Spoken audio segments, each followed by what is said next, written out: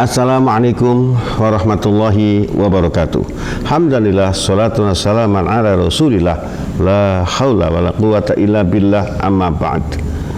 Salam supranatural, salam subscribe buat subscriber TH2 TV. Kita berjumpa kembali dalam konten yang mudah-mudahan ini disukai oleh kita semua. Kali ini dalam satu segmen yang kami menyebutnya dengan sambal sosetan. Apa itu sambal sosetan? Sama-sama belajar soal setan. Koneng kayak kueson.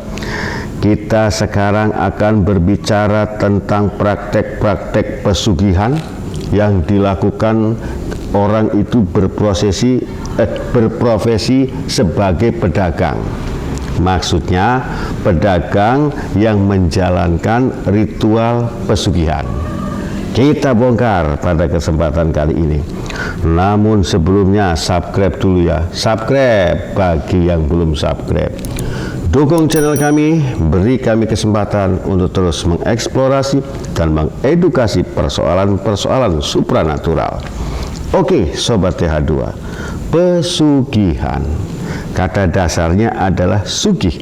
Sugih dari bahasa Jawa yang artinya adalah kaya. Jadi pesugihan itu satu proses orang akan menempuh ingin menjadi kaya dengan cara yang cepat, dengan cara yang singkat, dengan mengabaikan, menghalalkan segala cara. Sobat TH2, ilmu ini berasal dari mana? Tentu saja sang guru mulia mereka itu adalah bangsa jin, bangsa setan dari dunia kegelapan. Itulah pesugihan. Jadi tidak ada sebuah proses pesugihan tanpa akad perjanjian dengan dunia mereka. Lalu yang pertama, di mana mereka memperoleh ilmu itu?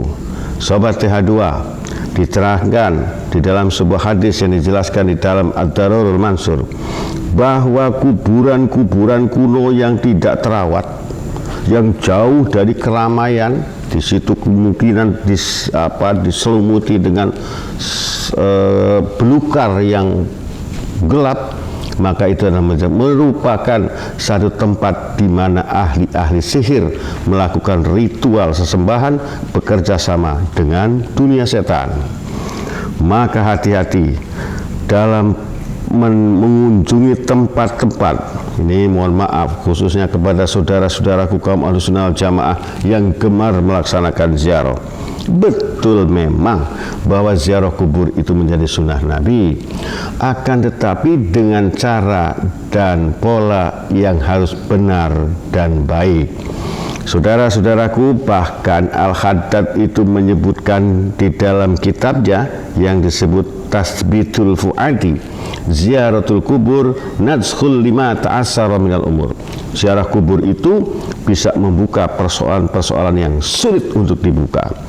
Nah, kadang-kadang kelirunya umat di sini bahwa ziarah kubur itu datang kepada dunia para wali, mengunjungi dunia para wali. Benar, sepanjang bahwa kuburan-kuburan para wali itu jumhur menurut kalangan ulama dan masyarakat. Harus hati-hati apabila kita mengunjungi tempat-tempat yang kita tidak kenal. Saya punya pengalaman. Pada sekali waktu saya menziarahi, karena hobi saya ziarah, saya menziarahi satu tempat kuburan yang agak sepi memang. Saya mau tahu ini kuburan siapa, kurang dapat penjelasan itu kuburan siapa. Tetapi juru kuncinya itu bilang ke saya, Pak, kalau Anda mau ziarah ke tempat ini, ke kuburan ini, jangan membacakan surat Yasin atau tahlil katanya. Tetapi di sini orang ziarah itu melakukan ritual. Nah, disinilah ganjilnya. Orang ziarah kubur kok ritual, sementara dengan pemahaman kita ziarah kubur itu kan melalui tahlil, kemudian kita berdoa, surat Yasin yang dibacakan 3 kali pada setiap malam Jumat, hadisnya jelas ya, itu menjadi pengampunan buat ahli kubur dan sebagainya. Ini semua tentu saja di dalam kerangka pemahaman sebagai kaum Ahlussunnah wal Jamaah. Balik lagi Sobat TH2, bahwa tempat-tempat diperolehnya pesugihan tadi melalui tutorial seorang dukun ya, yang mengarah-arahkan di tempat-tempat seperti itulah ilmu ini diperoleh. Lalu mereka dikontakkan dengan dunia setan. Namanya ritual, kadang-kadang mereka cuma diem saja kayak orang semedi yang gak jelas dari ilmunya dari mana. Muncullah satu pernyataan dia, Mbah sing baurik so tempat ini, beri saya kekayaan, beri saya kanuragan, beri saya jabatan yang tidak terkalahkan, dan lain-lain dan lain-lain. Bayangkan, apa yang dilakukannya saja sudah jelas musyrik. Dia menduakan permintaan itu bukan kepada Allah, tetapi kepada makam yang ada di situ. Sobat TH2, untuk tidak salah paham, tidak ada kaitannya dengan ahli kubur yang ada di dalam kuburan itu, tetapi dunia setan dan dunia kalangan ahli-ahli sihir memanfaatkan tempat itu untuk menjadi tempat ritual peningkatan sihirnya dan kontak dengan dunia lain. Itu persoalannya. Nah, dari tempat seperti itu kemudian para peminat itu kemudian disangkutkan melakukan akad perjanjian dengan dunia lain sesuai dengan hajatnya. Pada segmen kali ini kita akan bahas tentang dunia perdagangan yang menggunakan pesugihan. Baik, setelah ditempuh akad, apakah ada tumbal tiap 3 tahun, apakah menggunakan tumbal setiap tahun, atau pemberian-pemberian lain, itu relatif. Jangan salah, cara mereka memberikan jebakan-jebakan itu. Dia bilang, kamu nanti kalau berhasil kamu sodakoh ya di tempat ini, seolah-olah sodakoh. Padahal tempat-tempat itu tempat-tempat pemusyrikan umat. Yang seperti saya katakan tadi, dari mana kita itu sodakoh? Itu kan sama dengan mendukung tempat pemusyrikan tadi menjadi tempat yang lebih baik. Na'udzubillah min syarri dzalik. Tuh, arahannya saja sudah salah. Kan gitu ya. Kemudian ditentukan juga bahwa sodakohnya sekian. Kalau dapat kamu sekian, itu sekian. Dari mana sodako ditentukan?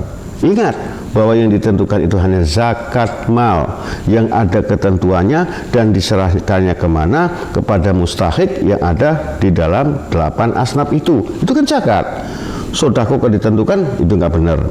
Jelas pola-pola mereka itu sudah jelas ingkar sunnah semua, tidak melalui cara-cara syar'i. Nah, sobat TH2, jika orang itu kemudian telah melakukan akad perjanjiannya dengan dunia lain, mulailah dia berproses sebagai pedagang. Saya ambil contoh dulu. Pedagang yang pertama dia adalah pedagang makanan. Dia dagang makanan, dia buka warung makan atau restoran makan. Itu sebenarnya rasa dari yang masakan yang dia jual itu biasa saja. Tetapi orang begitu menggila-gilai masakan di situ, sehingga akan seakan-akan kalau nggak makan di situ nggak marem. Berdatanglah orang-orang pada makan di situ. Konon katanya kalau makanan itu dibawa pulang ke rumah beda rasanya. Tapi jangan buru-buru dulu ya. Mana tahu bahwa perbedaan itu karena ketika disantap di tempat itu masih hangat, begitu dibawa ke rumah sudah adem, ya jelas dong beda rasanya. Jadi hati-hati pula. Yang mengatakan bahwa perbedaan rasa itu sedemikian berupa kalau memang dirasakan adanya kesadaran sampai rumah. Ya, kesadaran apa? Kok masakan seperti ini ya? Jauh dari yang aku makan ketika atau aku santap ketika berada di tempat tadi. Itu nyata di situ. Jika tidak nyata, belum tentu bahwa itu adalah praktek pesugihan. Kedua, rumah makan tadi atau warung makan tadi juga cenderung tempatnya nggak bersih-bersih amat. Tuh, kenapa? Itulah didikan dunia setan. An-nadzafatu minal iman, kebersihan itu dari sebagian dari iman. Mereka nggak mau. Pokoknya hal-hal yang bersifat bimbingan sunnah ditentangnya. Maka dibiarkan tempat itu kumuh seakan-akan belum sempat nyapu. Kemudian juga ada ruang-ruang yang memang juga agak gelap. Tapi kita tergila-gila untuk tetap menyantap makanan situ. Lalu pelayanan pun tidak ramah. Ini baik di dalam rumah makan yang berpola makanan ataupun pada barang. Nah, sobat TH2, itu contoh ya dari yang mereka yang berprofesi sebagai pedagang makanan. Bahwa kemudian juga ada diceritakan orang, ada pedagang bakso, mohon maaf ya, ada pedagang bakso yang dengan melakukan ritual pesugihan itu mangkoknya diludahin gitu loh. Jijik loh kan, mangkok diludahin si abang baksonya kok disantap sama ente. Itu kan perbuatan kurang ajar. Ada lagi yang meludahinya di kualinya, panci besarnya sudah curot laris. Padahal itu juga didikan dari setan tadi. Terjadinya najis kalau disantap sama orang, ya apa jadinya buat kita. Nah Sobat TH2, lalu bagaimana dengan orang yang berpraktik dagangnya itu barang, contohnya misalkan sembako. Di situ warung dia akan ramai dikunjungin orang, padahal harganya tidak kompetitif. Minimal dia jual barang sama dengan warung lain. Ambil contoh, sabun, misalkan harga sabun itu sebungkus 2.500, dia juga jual 2.500. Tapi orang lebih senang beli ke dia, padahal pelayanannya nggak ramah. Jadi ciri ya, pelayanan nggak ramah. Kenapa? Kalau ramah itu kan bagian dari sunnah Rasul, dia anti. Ya sudah, cutek semau-maunya, tapi orang kok biasa saja menyikapinya. Kemudian kadang-kadang harga barang juga relatif mahal. Kalau sabun yang di warung lain 2.500, dia bisa jual 2.600, orang masih mau beli. Nah itu loh dampak dari jasa yang diberikan oleh setan tadi. Sobat TH2, yang paling bahaya itu praktek pesugihan itu bukan dari mengambil keuntungan selisih harga, di mana berapa dia belanja dia jual belum cukup. Banyak dikisahkan para pelaku pesugihan ini mencuri uang yang dibayarkan oleh si pembeli. Contohnya begini, kita beli barang di toko itu seharga Rp18.000, uang kita Rp50.000. Bukankah kembalian kita itu harusnya Rp32.000? Gitu kan ya? Oke. Tetapi sang warung ini mengembalikan uang Rp18.000. Jadi ketika ditanya berapa harganya, 18.000, ini duitnya 50, kan harusnya kembali 32, dia akan mengembalikan 18.000. Berapa dia mencuri? Nah, dengan kembalian 18.000 itu, si pembeli ini sama sekali merasa tidak dirugikan dan nggak ngeh kalau kembaliannya itu kurang. Bayangkan kalau uangnya ratusan ribu, di mana dia membayar belanjaannya hanya 18.000, dikembalikannya 18.000. Berapa dia mencuri? Itulah terjadi pelipatan penggandaan uangnya dengan pola seperti itu. Itulah praktek pesugihan tadi. Jadi kejahatannya bukan semata-mata mengambil untung dan larisnya dia punya barang, tetapi juga praktek-praktek mencuri uang dari para mulai ribet dari orang yang belanja tersebut. Seperti itu Sobat TH2. Lalu ciri-ciri utamanya apa?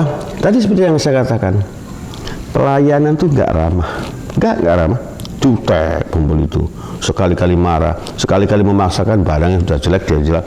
Orang akan tersihir, karena hakikatnya orang yang belanja di tempat itu tersihir oleh pesona yang dibuat oleh setan atau jin yang menjadi backup pesugihannya itu.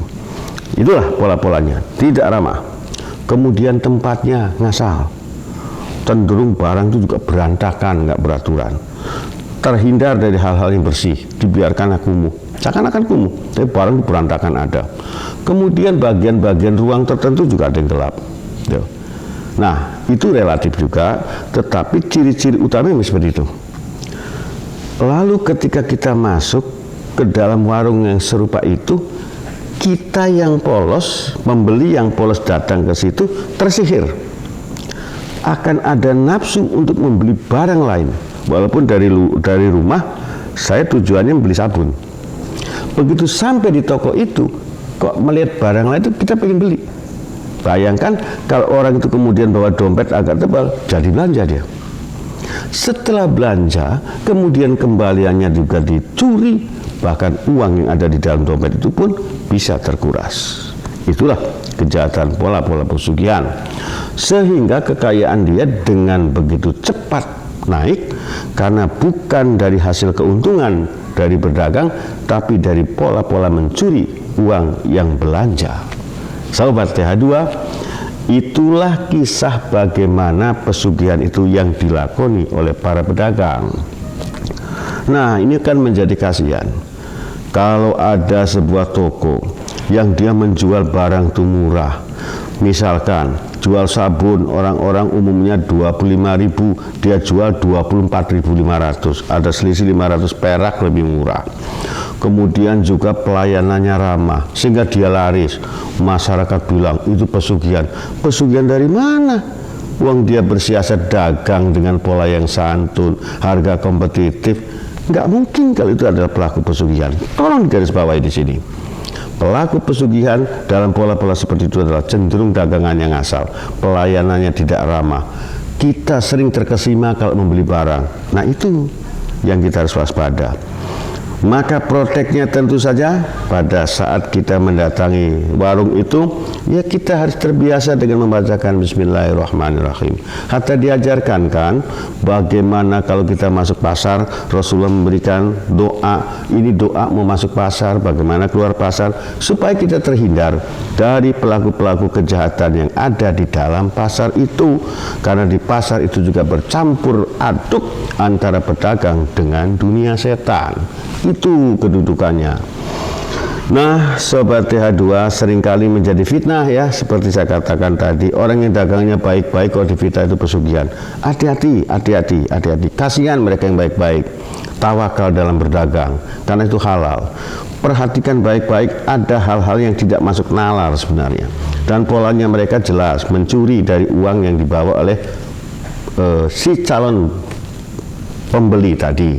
Pola-pola seperti itulah yang ada. Adapun jasa yang diberikan kepada dunia setan tergantung dari akad perjanjiannya.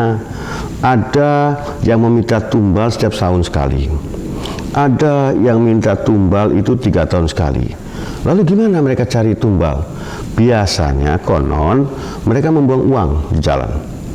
Mereka membuang uang ratusan ribu atau 50 ribuan.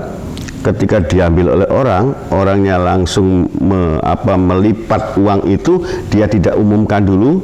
Kita kalau nemu barang, menurut fikih kita kan siarkan dulu. Ini uang siapa ya? Ya gitu. Di mana tidak ada yang merasa kehilangan, baru boleh diamankan. Artinya bisa menjadi milik dia sekian harinya. Tapi itu nggak langsung dilipat saja. Begitu uang ini dibelanjakan, orang itu akan kena menjadi tumbal si pelaku pesugihan tadi. Nah, orang-orang yang jujur ketika menemukan uang akan terhindar, gitu ya. Dan masalahnya zaman kan aneh kan, begitu kita nemu duit 100 ribu, ini uang siapa? Ngaku semua, ini ngaku, ini malah bingung. Ini kacaunya kan di situ ya kawan. Oke Sobat TH2, perhatikanlah baik-baik bagaimana pola dalam pesugihan itu supaya kita terhindar tidak serta-merta menuduh pelaku pesugihan. Jika ada hal-hal yang menurut logika kita bahwa dia berdagang normal, kasihan kalau dia dituduh, dan kita dosa kalau menyangkakan pesugihan. Perhatikan baik-baik tadi ya. Sekali lagi sebelum saya mengakhiri perjumpaan ini, pada pola-pola yang memang tidak masuk akal tapi orang menggebu-gebu belanja ke tempat itu, maka biasakanlah kita berdoa supaya kita tidak menjadi korban atas kejahatan mereka. Nah Sobat TH2, dari sekian profesi yang tidak mau melakukan pesugihan, dia harus jujur dengan apa adanya, itu abang-abang beca. Abang-abang beca tuh nggak mau jalanin pesugihan. Tahu sebabnya? Abang-abang becak kalau jalanin pesugihan, dia becaknya laris, baru narik penumpang satu genjot, datang lagi penumpang lagi, datang lagi, kecapean dia. Makanya para abang-abang becak itu tidak menempuh pesugihan, karena kalau laris capek dia, kayak gitu. Nah Sobat TH2, sampai disinilah persembahan tentang pola pesugihan yang dilakukan oleh para pedagang, baik itu makanan maupun barang-barang. Semoga ini manfaat, dan jangan lupa subscribe, like, dan komen. Dukung terus channel kita ini supaya kami diberi kesempatan untuk mengeksploitasi dan mengedukasi persoalan-persoalan supranatural. Sampai jumpa pada sambal-sambal berikutnya. Hati-hati.